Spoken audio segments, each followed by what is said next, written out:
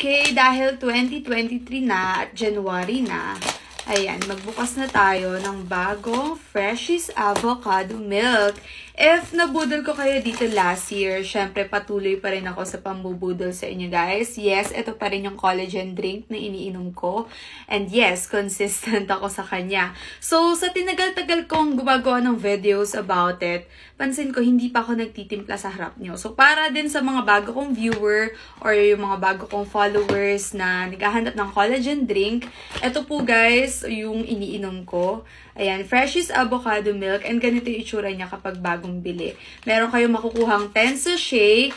And ang gagawin nyo lang is kuha kayo ng isa, diba?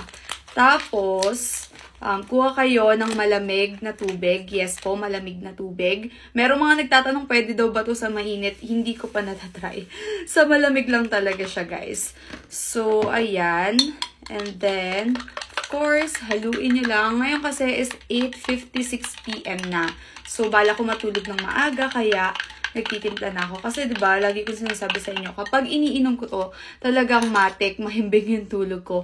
And nakakabawas nga din siya ng cravings, ganyan. Talagang if mahilig kayo sa sweets or yung mga rice, girl, ito yung magiging best friend mo. So, ito talaga yung mga supplement or yung mga collagen na talagang pinagkakatiwalaan ko. So, ayun, ganyan na siya. Cheers, guys! Okay, sa lasa naman, saktong-sakto lang yung tubig na nailagay ko. And then, ano pa ba? Yun lang naman yung mga laging tinatanong nyo, super tamis ba yan? Guys, stevia yung ginawa or yung ginamit na sweetener dito. So, if diabetic ka, okay lang din to sa inyo. If breastfeeding ka, okay lang din to sa inyo. So, wala kayong dapat ika-worry. Yes, hindi talaga ako titigil hanggat hindi ko kayo nabubudo lahat. So, alam nyo na, magkaubusan na ng pera. Pero, check out na.